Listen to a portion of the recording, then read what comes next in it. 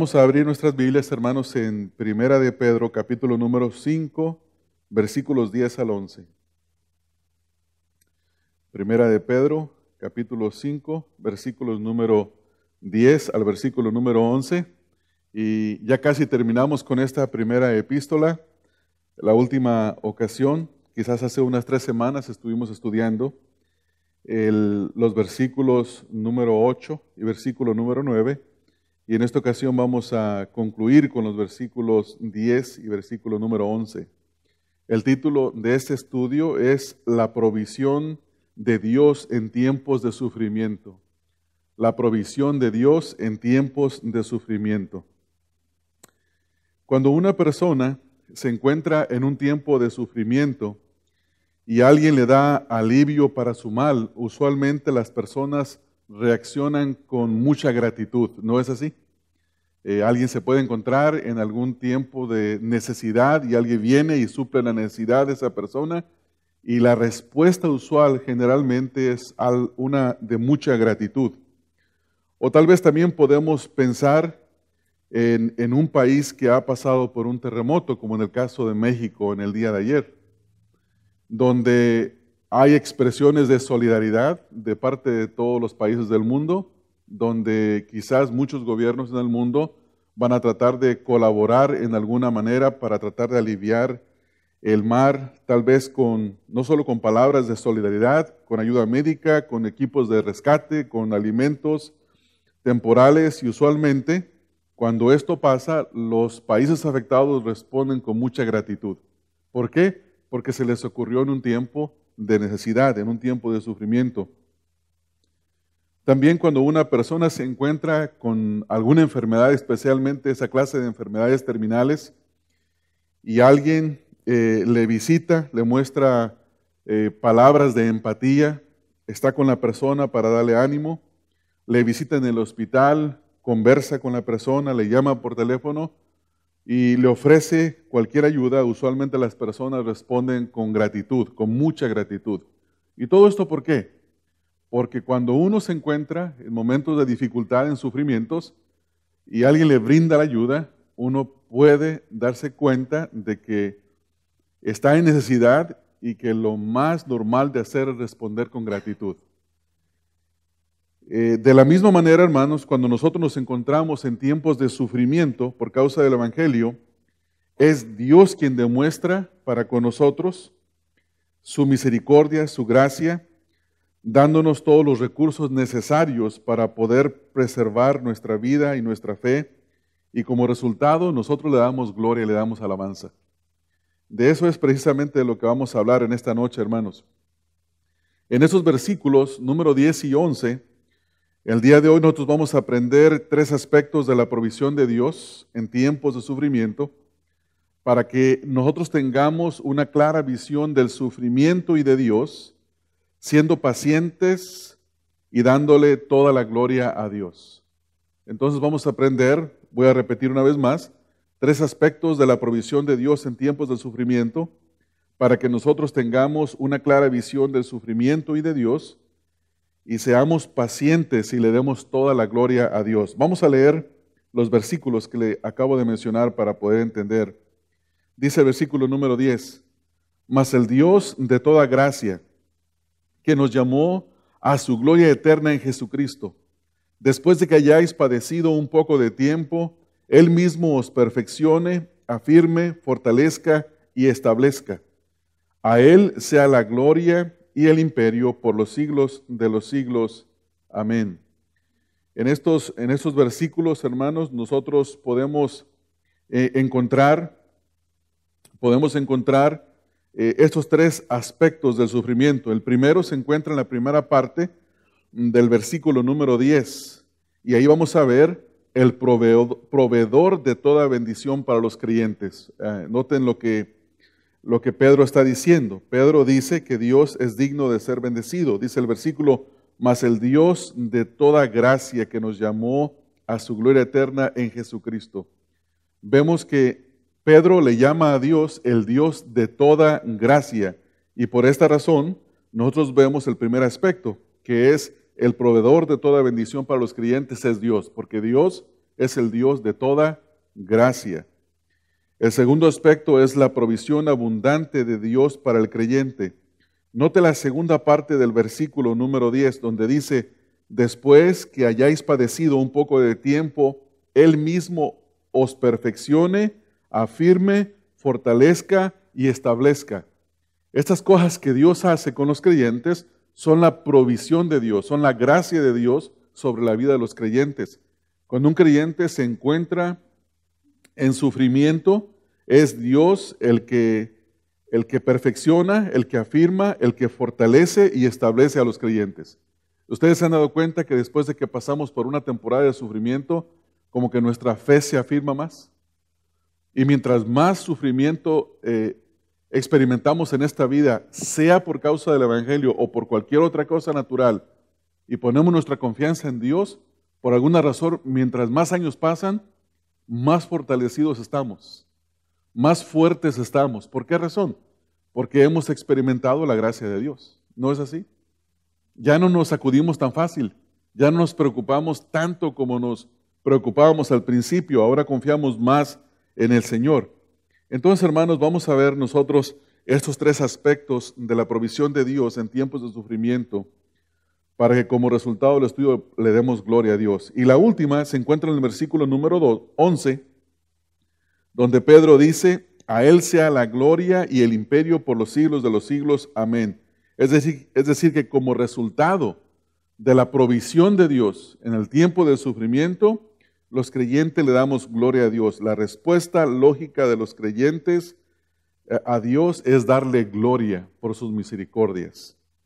Los creyentes, hermanos, sufrimos mucho en esta vida, ¿no?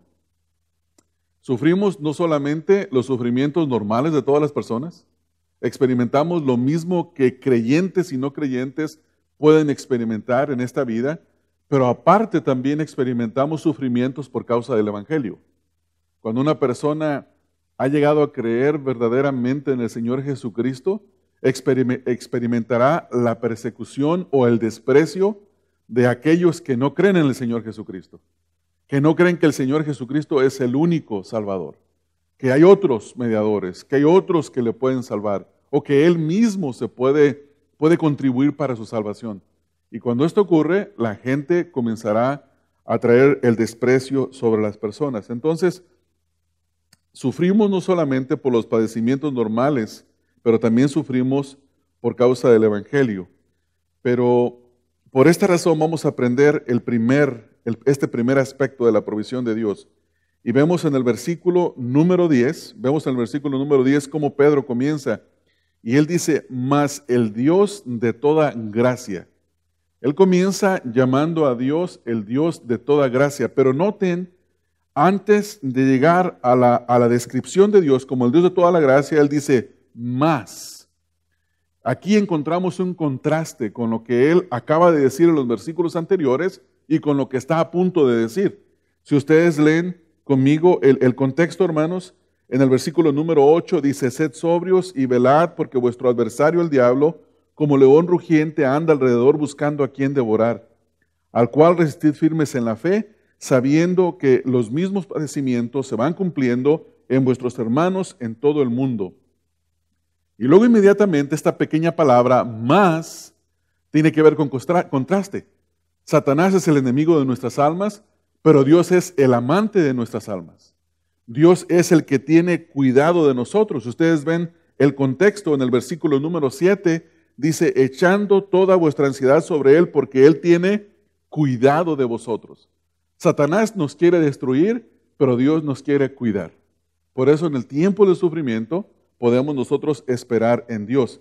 Y esto es lo que viene diciendo Pedro. Él comienza diciendo que Dios es el Dios de toda gracia. Y ahora muestra este contraste. Creo que nosotros debemos de aclarar, hermanos, por el contexto de estos versículos, que el diablo es el enemigo eterno de Dios y es también nuestro enemigo. Y eso lo vemos en la Escritura. Nosotros vemos que desde el principio el diablo es el enemigo de nuestros primeros padres, de Adán y Eva. Ellos gozaban de la comunión con Dios, estaban en comunión con Dios, disfrutaban de las bendiciones de Dios, pero luego viene y planta la duda en la mente y en el corazón de ellos. Y de esta manera los engaña y ellos pecan. Y él se convierte en el enemigo de sus almas. Vemos también en el libro de Job, en el capítulo 1, versículo número 9 al versículo número 12, donde Satanás difama a Job. Job era un hombre recto, temeroso delante de los ojos de Dios. Y Satanás viene y difama a Job y dice, Job te tiene temor a ti y te sirve porque tú le has colmado de bienes. En Mateo capítulo número 4, versículos 1 al 11, Satanás ataca al Señor Jesucristo. Después de que el Señor Jesucristo es bautizado, dice la Escritura, que el Espíritu de Dios desciende en forma de paloma y una voz se escucha de los cielos donde dice, este es mi Hijo amado en quien tengo complacencia. E inmediatamente Satanás viene, el Espíritu de Dios lleva al Señor Jesucristo al desierto para ser tentado por el diablo y Satanás viene y le dice, si eres hijo de Dios. Ya lo había dicho Dios. Dios ya había dicho, este es mi Hijo amado en quien tengo complacencia. Y luego viene Satanás sobre la palabra de Dios y dice, ¿de verdad si eres hijo de Dios? Ahora, haz esto, viene a tentarlo. Satanás es el enemigo de nuestras almas. Imagínese que si él intentó hacer eso con el Señor Jesús, ¿qué no hará con nosotros? ¿Qué no intentará hacer con nosotros, hermanos? También en la parábola del trigo y la cizaña, en Mateo capítulo 3, en el versículo número 39, cuando el Señor interpreta la parábola, dice, el enemigo que la sembró es el diablo, la siega es el fin de los siglos y los segadores son los ángeles. Aquí se refiere a que el enemigo de nuestras almas es Satanás, siempre lo ha sido, siempre lo será hasta que el Señor lo lance por la eternidad al lago de fuego. En 2 Corintios 2:11, Satanás maquina cómo destruir a los creyentes. Dice Pablo en 2 Corintios 2:11, para que Satanás no gane ventaja alguna sobre nosotros, porque no ignoramos sus maquinaciones, sus detracciones, sus planes para destruirnos. Entonces queda bien claro, hermanos, a través de estas escrituras, que Satanás es el enemigo de nuestras almas. Ahora, Pedro nos dice que Dios es el proveedor, y que toda bendición para los creyentes viene de parte de Dios, haciendo un contraste con el diablo, con los versículos que acaba de decir anteriormente. Sin embargo, hermanos, creo que debemos de aclarar que si Satanás es enemigo de Dios y es enemigo de nuestras almas, nunca podemos ver a Satanás como alguien poderoso contra Dios, como si fuera alguien que paralelamente tiene un poder inmenso, que Dios tiene otro y que siempre están en conflictos. No son iguales. Satanás es un siervo hasta cierto punto de Dios. Satanás se somete a Dios. Algunos de los puritanos decían que Satanás hacía maldad, pero que estaba sujetado con una cadena y que nada más llegaba hasta donde Dios se la soltaba. Martín Lutero dijo que aún el diablo era el diablo de Dios. ¿Por qué? Porque era para el servicio de Dios. Todo lo que hacía Satanás lo hacía porque Dios se lo permitía. No hay nada que Satanás hace por su propia autonomía, porque él, digamos que simplemente le dieron ganas de destruir y lo hizo. Ahora, vayamos a la parte del versículo número 10, donde Pedro llama a Dios el Dios de toda gracia. ¿Qué es lo que Pedro quiere decir cuando le llama a Dios el Dios de toda gracia?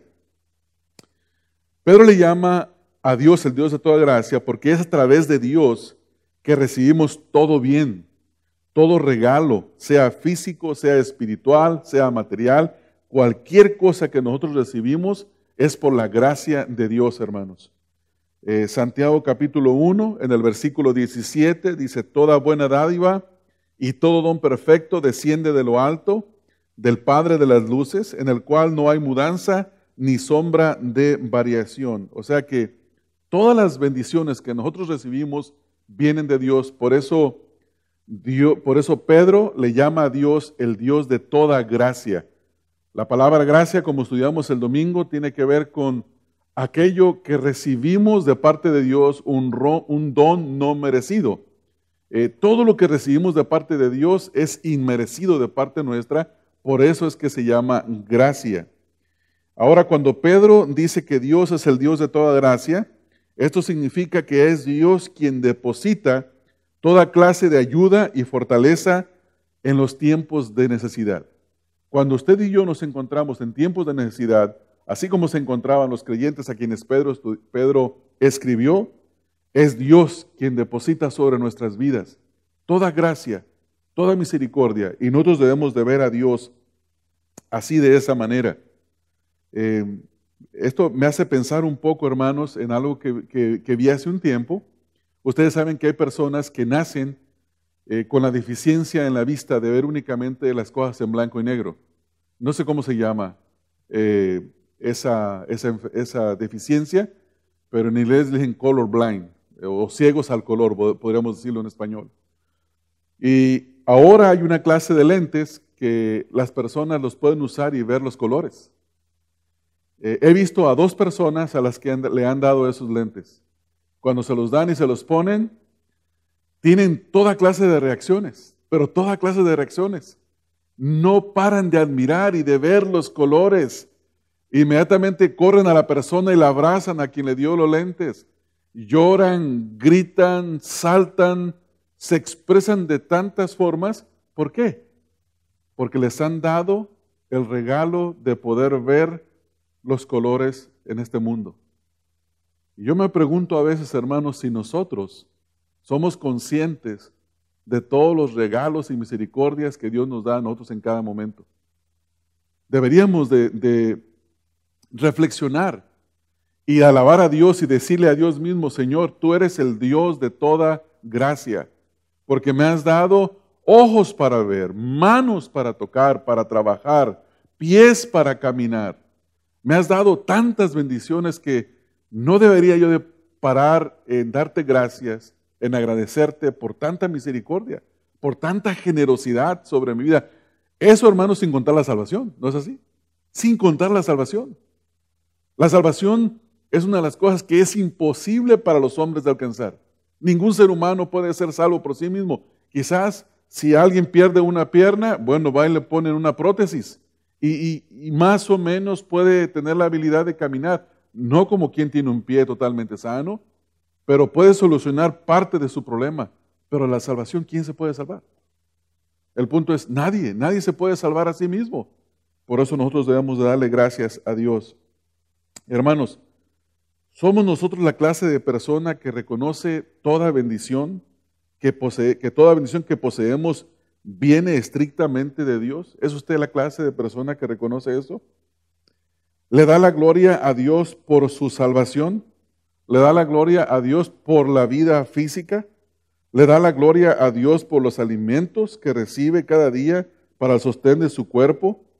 ¿Por el hecho de poder tener sentidos físicos que le permiten disfrutar de la vida? Imagínense, hermanos, no solamente nos da un plato de comida a Dios, sino que nos da el sentido del sabor, de poder saborear la comida, los ojos para poder ver los colores.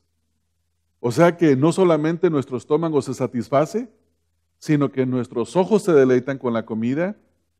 Podemos oler los olores gratos de la comida. Es increíble las bendiciones de Dios. Son increíbles. Por eso Pedro le llama a Dios el Dios de toda gracia. Ahora, la siguiente frase en el versículo, Pedro dice que el Dios de toda gracia nos llamó a su gloria eterna en Jesucristo. Nos llamó a su gloria eterna en Jesucristo. Note que dice, está ahí, el llamamiento está en tiempo pasado. Es un verbo que está en tiempo pasado. El propósito final de Dios es que ustedes y yo vayamos a su presencia por la eternidad, porque dice el versículo ahí, nos llamó a su gloria eterna en Jesucristo. La meta de Dios por la cual nos salvó es para que por la eternidad nosotros estemos en su presencia en Jesucristo, es lo que dice ahí el versículo. Así que el sufrimiento temporal en esta tierra no es comparable con el gozo eterno de estar en la presencia de Dios. Nota lo que dicen los versículos, vamos a leerlo y quiero que vean los contrastes para poder entender un poco lo que Pedro tiene en mente. En primer lugar, dice Pedro ahí en Primera de Pedro, capítulo número 5, en el versículo número 10, dice, mas el Dios de toda gracia que nos llamó a su gloria eterna. Pongan atención en la palabra eterna. Todos ustedes entienden lo que significa eternidad. Algo que no tiene fin, algo que sigue y sigue y sigue y sigue. Ahora en el versículo número 10, ahí mismo, dice, después de que hayáis padecido, como dice ahí, hermanos, un poco de tiempo. Hay un gran contraste. Pedro está viendo la eternidad y está viendo la vida presente como algo que es demasiado corto. A la vida presente, a los sufrimientos presentes les llama un poco de tiempo, porque en realidad eso es lo que son comparados a la eternidad. Una vida, por más larga que sea, ¿cuánto puede vivir una persona? ¿100, 105, 115, 120 años? No es nada comparado a la eternidad. Y eso es lo que Pedro tiene en mente, por eso necesitamos de observar eso para poder entender un poco. En Primera de Corintios, capítulo número 1, en el versículo número 9, dice Pablo, fiel es Dios por el cual fuisteis llamados a la comunión con su Hijo Jesucristo nuestro Señor. Al igual que Pedro y Pablo están hablando aquí del llamamiento eficaz. Están hablando de aquel llamado a la salvación. Si ustedes estuvieron aquí cuando estudiamos las doctrinas de la gracia, hablamos del llamamiento eficaz. Y en el llamamiento eficaz hay dos clases, distinguimos dos llamamientos. Cuando alguien predica el Evangelio, hace un llamado general al arrepentimiento, pero solamente aquellos que responden en arrepentimiento al Evangelio son aquellos a quienes Dios llamó eficazmente. Les hizo un llamado que ellos no podían resistir. Y de esta clase de llamamiento está hablando Pedro y está hablando Pablo también. En Juan 17,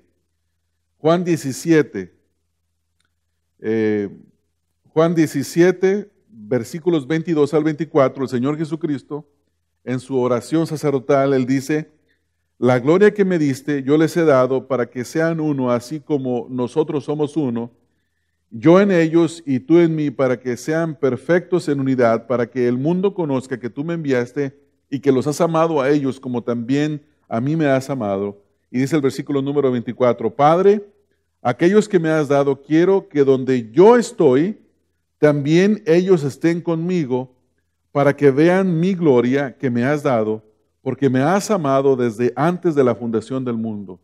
Las mismas palabras que el apóstol Pedro. Pablo dice, el Dios de toda gracia, que nos llamó.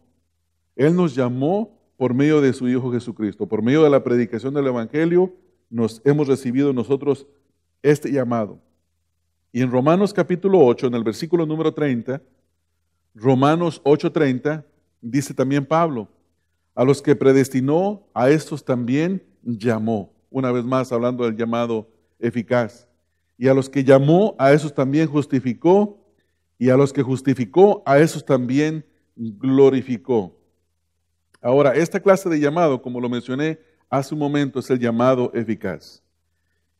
El comentarista bíblico o el teólogo bíblico Wayne Grudem dice en su libro de Doctrina Sistemática lo siguiente en cuanto al llamado de Dios. Cito, dice, estos versículos indican que no se tiene en mente un simple llamado humano e impotente. Este llamado es más bien algo así como una citación del Rey del universo, y tiene tal poder que obtiene la respuesta que pide que brote del corazón de esas personas. Es un acto de Dios que garantiza una respuesta positiva, porque Pablo especifica en Romanos 8:30 que todos los que fueron llamados también fueron justificados. Este llamamiento tiene la facultad de sacarnos del reino de las tinieblas y llevarnos al reino de Dios y unirnos a Él en plena comunión. Fiel es Dios quien los ha llamado a tener comunión con su Hijo Jesucristo, nuestro Señor. de acuerdo a 1 Corintios 1:9, y aquí llega el final de la cita.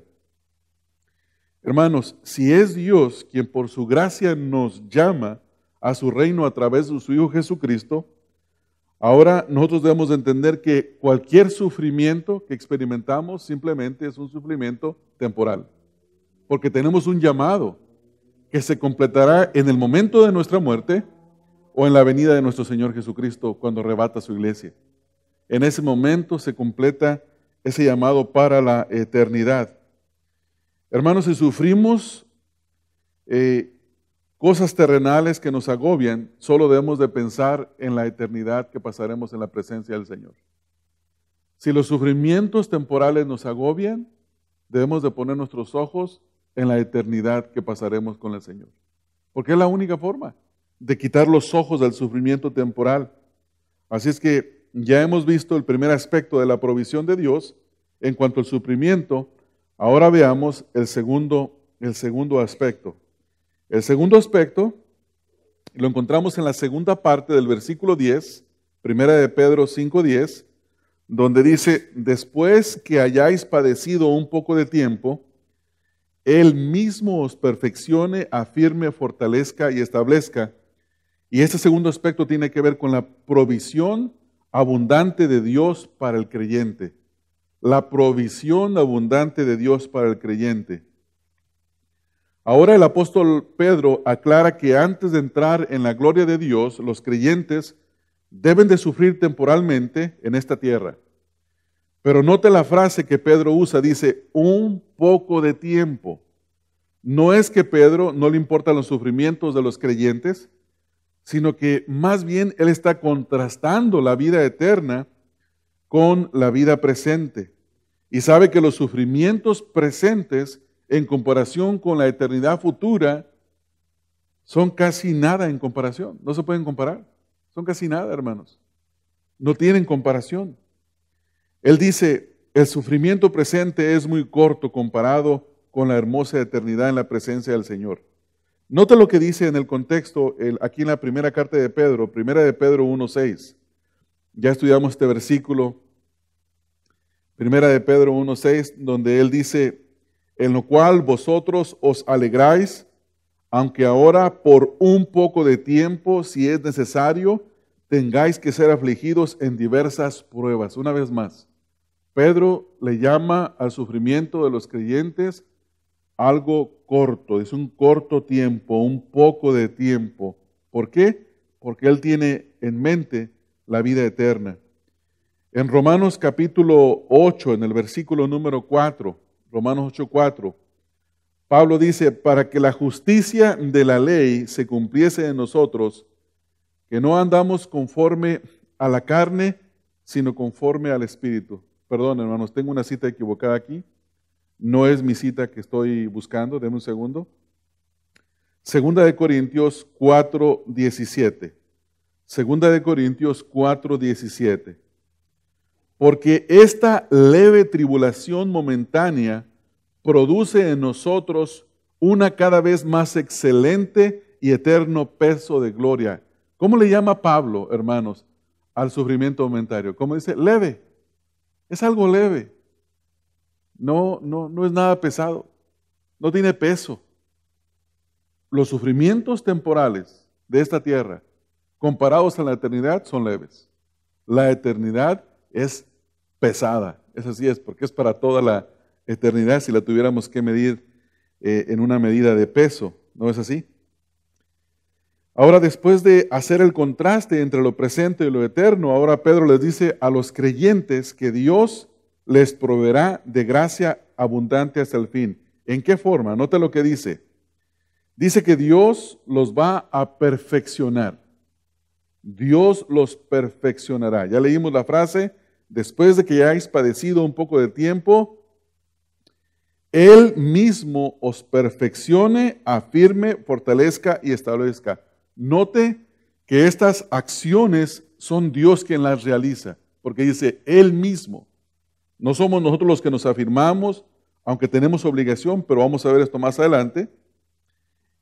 El primer verbo que encontramos, el verbo perfeccionar, significa preparar equipar, hacer a alguien adecuado con un propósito específico que tiene que ver con el presente o el futuro. O sea que cuando Dios nos perfecciona a través de los sufrimientos, lo que Él está haciendo es capacitándonos con un propósito específico para el presente y también para el futuro. Lo que Pedro quiere decir es que Dios los preparará para el sufrimiento presente y para la gloria futura a los creyentes. En Hebreos 13:21 dice, Hebreos 13:21, en la conclusión de la epístola del escritor de Hebreos, dice, os haga aptos en toda obra buena para que hagáis su voluntad, haciendo Él en vosotros lo que es agradable de Él por Jesucristo, al cual sea la gloria por los siglos de los siglos. Amén. Pero noten la primera frase, os haga aptos. Es la misma palabra que se utiliza, que está utilizando Pedro. Exactamente la misma palabra. Aquí el escritor dice, os haga aptos, es decir, que los capacite. Pedro dice, los perfeccione. Esa es la primera bendición. Es Dios, hermanos, quien nos perfecciona a nosotros. Es Dios quien a través de los sufrimientos o durante tiempos de sufrimientos, Él nos está perfeccionando a los creyentes, nos está equipando, nos está capacitando, nos está haciendo aptos a cada uno. En segundo lugar, vean el siguiente verbo, es afirme. Ya vimos que dice, Él mismo os perfecciona, ahora dice, Él os afirme. Afirmar significa ser más determinado, más resuelto, más definitivo.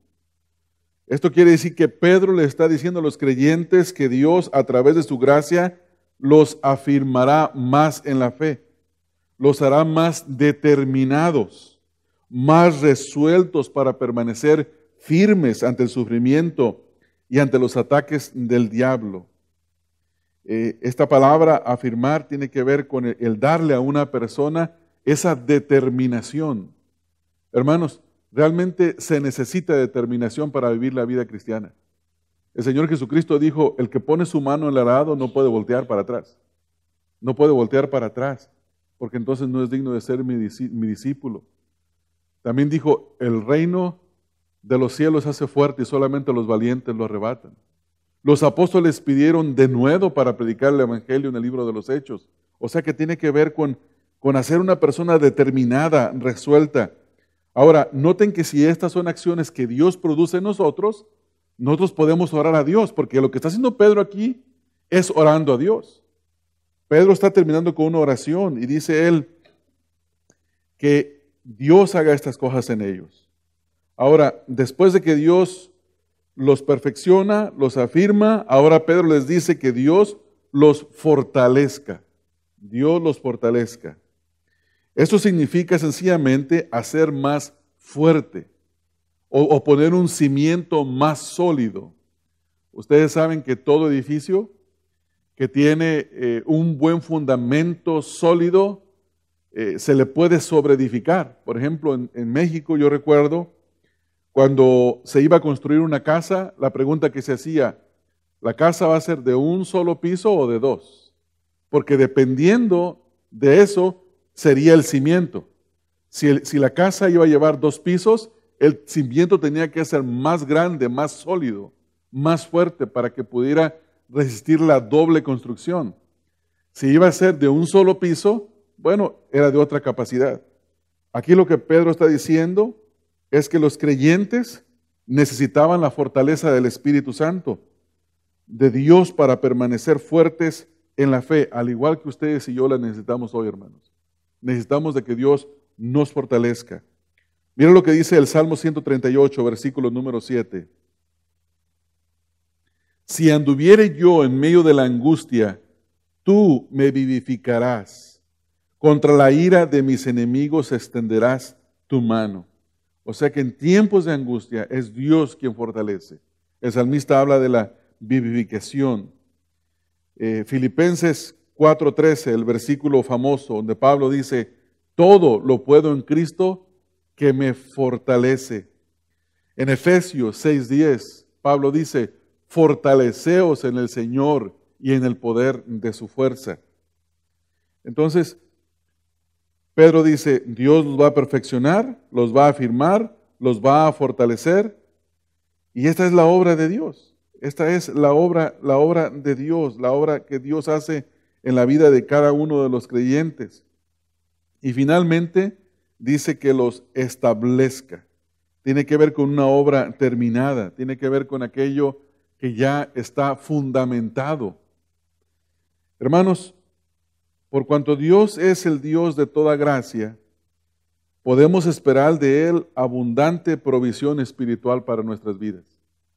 Ustedes y yo necesitamos de entender esta gran verdad, hermanos.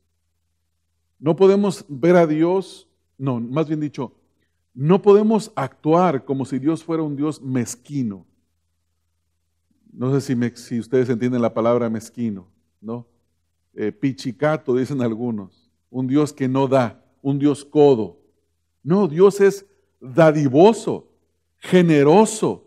Y cuando sus hijos están en dificultades, en tribulaciones y en sufrimientos, Dios les da su gracia. Pero tenemos que pedirla.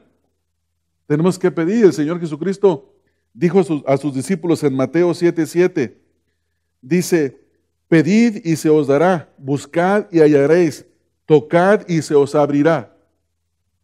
Y muchas veces nosotros no recibimos porque no pedimos. Nosotros no encontramos porque no buscamos. Y no se nos abre porque no tocamos. El Señor Jesucristo refirió una parábola sobre la necesidad de orar siempre y no desmayar en Lucas 18. Y habla del juez injusto y de la viuda. Y dice que ese juez injusto no temía ni a Dios ni a los hombres, pero por cuanto la viuda perseveró, insistió, aquel hombre siendo injusto, le ayudó en su petición, le hizo justicia. Y la enseñanza del Señor Jesucristo es, ¿cuánto más vuestro Padre Celestial no hará con vosotros? Pero luego dice, pero cuando venga el Hijo de Dios, ¿hallará fe en la tierra? El problema no es Dios, el problema somos nosotros. Hermanos, ¿creemos verdaderamente? ¿Creemos verdaderamente? Hemos venido en esta noche solo por la razón de que simplemente hicimos la costumbre de venir, o venimos porque tenemos la certeza de que nos encontramos con Dios, que esos 3 cantos que cantamos al principio van dirigidos a Dios y que el Señor se agrada en ser alabado y que usted se sienta ahí con la esperanza de recibir palabra de Dios, la palabra de Dios para salir de este lugar fortalecido, o venimos por costumbre. Tenemos que pensar en estas cosas. Hermanos, nuestro Dios es abundante en gracia. Si estamos atribulados, Él nos fortalecerá y nos dará la gracia para que podamos soportar hasta el fin. Esa es una certeza que nos da la Escritura.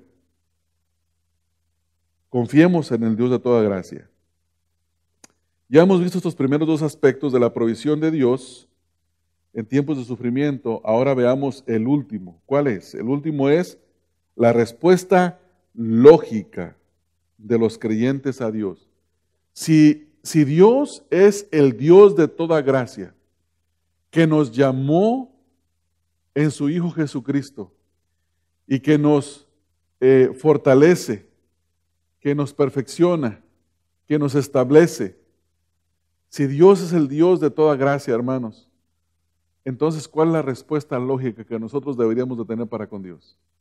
Alabarle, alabarle. Y esto es precisamente lo que hace Pedro. Ahora, note cómo va el versículo 11, primera de Pedro 5:11.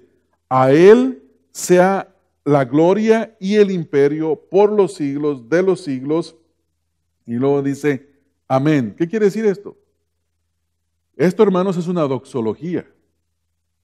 Esta es una doxología, es una expresión de gratitud hacia Dios, de exaltación a Dios, y es una oración.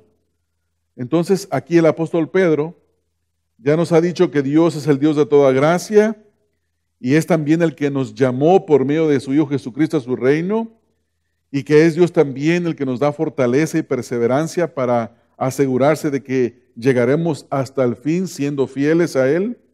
Y ahora, como respuesta a estas dos grandes declaraciones, lo más lógico es que nosotros le demos la gloria a Él. Eso es lo más lógico. Así como lo hizo Pedro, se espera que usted y yo le demos gloria al Señor. En 1 de Pedro 4:11, Pedro ya ha exhortado a los creyentes a que si alguno hablara conforme a las palabras de Dios, a que si alguno hablara conforme al don que Dios ha dado, para que en todo Dios sea glorificado. Vamos a leer el versículo. Si alguno hable conforme a las palabras de Dios. Si alguno ministre conforme al poder que Dios da, para que en todo sea Dios glorificado por Jesucristo, a quien pertenecen la gloria y el imperio por los siglos de los siglos. Amén. Note lo que Pedro está diciendo. Pedro dice que si hay alguien que hable conforme a las palabras ¿de quién? Que provienen de Dios. Y luego dice, si alguno ministre conforme al poder que Dios da. O sea que el poder para ministrar viene de Dios. Y luego dice, para que en todo sea Dios glorificado. Y la pregunta es, ¿por qué debe de ser Dios glorificado en todo? Y la respuesta es, porque de Él proviene todo. De Él proviene todo. Pablo dice en Romanos 11:36, porque de Él, por Él y para Él son todas las cosas. A Él sea la gloria, por los siglos de los siglos. Amén. Esto es lo más lógico de hacer, darle gloria a Dios. En las Escrituras, hermanos, nosotros tenemos el mandato de dar siempre gloria a Dios. Ustedes y yo debemos de ser personas que viven dando gloria a Dios en todo tiempo, por cualquier cosa. Gloria a Dios. Damos gracias a Dios. Te bendecimos, Señor. Tu hijo salió de tu casa y tienes pendientes si ya llegó a su trabajo y te manda un texto diciéndote ya estoy en el trabajo y tu primera expresión debe ser gracias, Señor. Recibiste tu pago por trabajo de la semana y tienes que decir gracias, Señor. Te levantaste en la mañana listo para ir a trabajar, gracias, Señor. Vas a comer, gracias, Señor. Vas a acostarte, gracias, Señor. Debemos ser gente que da gloria a Dios en todo tiempo. En las próximas 4 semanas, nosotros vamos a estudiar el tema de Efesios capítulo 1, versículos 3 al versículo número 14. Y en esos versículos, Pablo habla de la obra de Dios en la salvación. Dice que el Padre nos eligió en la eternidad. Dice que el Hijo nos redimió. Y dice que el Espíritu Santo nos dio, que el Espíritu Santo son las arras del Espíritu que garantizan nuestra salvación. Entonces, Pablo comienza en el versículo 3 diciendo, bendito sea el Dios y Padre de nuestro Señor Jesucristo, que nos bendijo con toda bendición espiritual en los lugares celestiales. ¿Por qué dice eso? Porque es Dios quien es el autor de nuestra salvación. En la eternidad nos redimió, en la eternidad nos llamó, nos eligió. Luego después nos redimió a través de Cristo Jesús y el Espíritu Santo concluirá la obra de la salvación. Y 3 veces en este pasaje dice Pablo que por esta razón Dios debe de ser glorificado, que el propósito es darle gloria a Dios. Por ejemplo, en los versículos 4 al 6, Efesios capítulo 1, versículo 4 al 6, Pablo dice que Dios nos escogió para que fuéramos para la alabanza de su gloria. O sea que la razón por la cual Dios nos eligió en la eternidad es para que ustedes y yo fuéramos para la alabanza de su gloria. O sea que no hay otra razón. A veces nosotros nos decimos, pero es que yo no entiendo lo de la elección. No te preocupes de entenderlo. Preocúpate por vivir vida para la alabanza de su gloria. Eso es lo que nos corresponde saber a nosotros. Que Dios nos eligió en la eternidad para la alabanza de su gloria. En los versículos en Efesios, capítulo 1, versículo 11 al 12, Pablo dice que Dios nos predestinó según su propósito para la alabanza de su gloria. Y en los versículos 13 al 14 del mismo capítulo, Pablo dice también que fuimos sellados con el Espíritu Santo para la alabanza de la gloria de Dios. Y vamos a ver los versículos, hermanos. Vayan conmigo ahí a esos capítulos. Versículo número 6, Efesios 1:6 dice, para la alabanza de la gloria de su gracia, con la cual nos hizo aceptos en el amado. Versículo número 12, a fin de que seamos para alabanza de su gloria, nosotros los que primeramente esperábamos en Cristo. Versículo 14, que es las arras de nuestra herencia hasta la redención de la posesión adquirida para alabanza de su gloria. O sea que si nosotros queremos pensar, si nosotros nos hacemos la pregunta, ¿por qué nos salvó Dios? La única respuesta es para que fuéramos hechos para la alabanza de su gloria. La eternidad no será suficiente para expresar nuestra gratitud y alabar la gloria de Dios. No es suficiente. ¿Por qué? Porque Dios es inmensamente digno de ser alabado. Póngase a pensar esto, hermanos. Todos los redimidos por toda la eternidad, jamás podría ser suficiente la alabanza de todos los redimidos por toda la eternidad para alabar a Dios. ¿Por qué? Porque la alabanza y la gloria de Dios son infinitas. Dios merece alabanza. Hermanos, y yo los quiero exhortar a que aprendamos a levantar nuestros ojos hacia arriba, a poner nuestros ojos en el Señor Jesucristo y dejar de poner un poco nuestros ojos en esta tierra. Yo entiendo los problemas, hermanos, que experimentamos todos. Dificultades en el trabajo, en la familia, la economía. Usted nómbrelo. Hay muchas dificultades. Pero recuerde que esos sufrimientos son muy cortos, son pequeños comparados a la eternidad. Y comencemos a vivir más para la gloria de Dios, porque esto es lo que Pedro le está diciendo a los creyentes. Acuérdense que esta es la conclusión de la carta. Y en la conclusión de la carta, Pedro le dice a los creyentes, miren hermanos, ya les exhortó cómo vivir en medio de tiempos de sufrimiento, ya les exhortó cómo vivir para la gloria de Dios. Ahora les dice, concluyendo, dice, mas el Dios de toda gracia, es una oración la que está haciendo Pedro, mas el Dios de toda gracia, el Dios de toda gracia, después de que hayan sufrido un poco de tiempo, Él mismo haga la obra en ustedes. Dice, mas el Dios de toda gracia que nos llamó a su gloria eterna en Jesucristo, después de que hayáis padecido un poco de tiempo, Él mismo os perfeccione, afirme, fortalezca y establezca. A Él sea la gloria y el imperio por los siglos de los siglos. Amén. Noten, hermanos, que uno de los temas en estos versículos es el sufrimiento. Dice, después que hayáis padecido un poco de tiempo. ¿A quién fue escrita esta carta, hermanos? En el capítulo 1, versículo 1, a los expatriados de la dispersión, en el Ponto, Galacia, Asia y Capadocia.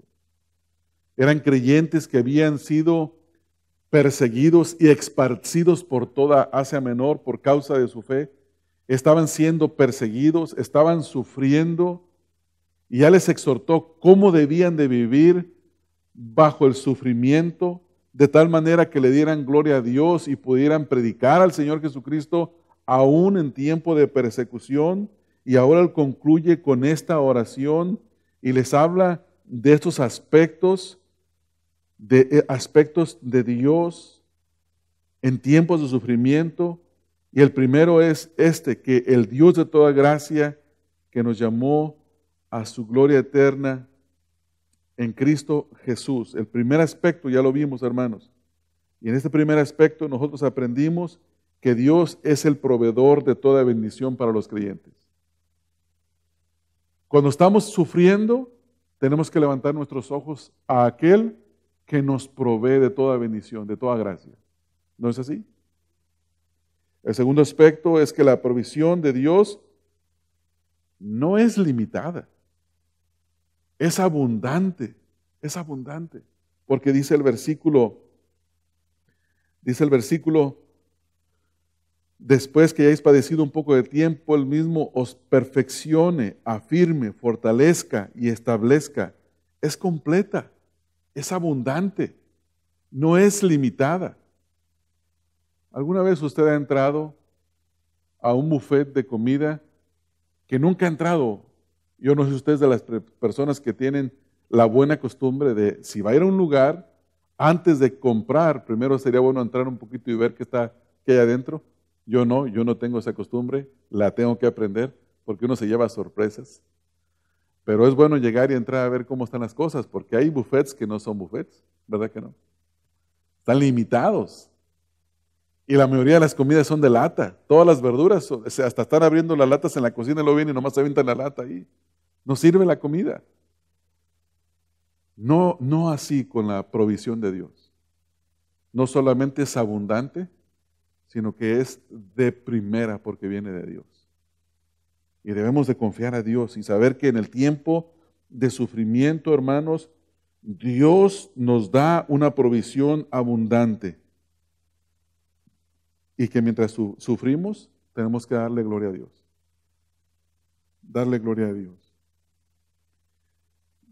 Si está usted pasando por alguna tribulación, por algo en su vida, debemos reconocer que es Dios quien es el proveedor de las bendiciones y que Dios es abundante en bendecirnos y que debemos darle gloria a Dios. Para que toda la gloria siempre sea para el Señor. Y si usted es de la clase de personas, hermanos, que en alguna manera idealiza la vida diciendo, un día esta vida se va a mejorar. No, esta vida no mejora. No mejora, hermanos. Eclesiastés dice que nada nuevo hay debajo del sol. Hay sufrimiento, hay aflicción. Por eso tenemos que poner nuestros ojos en la eternidad, donde está Dios, aquel dador de la gracia abundante, donde pasaremos la eternidad dándole gloria a Dios. Ahora, hermanos, yo entiendo también nuestra vista corta. Tenemos que orar a Dios y decirle, Señor, yo leo esto, no lo apetezco, no lo entiendo a veces. Yo observo mi vida acá en esa tierra y como que estoy más apegado acá. Abre mis ojos para que yo pueda ver lo que tú dices en tu palabra. Abre mis ojos para que te pueda ver como el Dios de toda gracia. Aquel que provee abundantemente para mí en tiempo de sufrimiento. Abre mis ojos para desear darte la gloria. Abre mis ojos para desear la eternidad. Hermanos, porque nuestros ojos naturales no desean, no quieren. Le gusta más esta tierra que está bajo corrupción que la eternidad. Desea más esta tierra llena de maldad que el cielo, donde el ladrón no hurta ni roba, donde la polilla y el orín no corrompen, porque ahí está el Señor.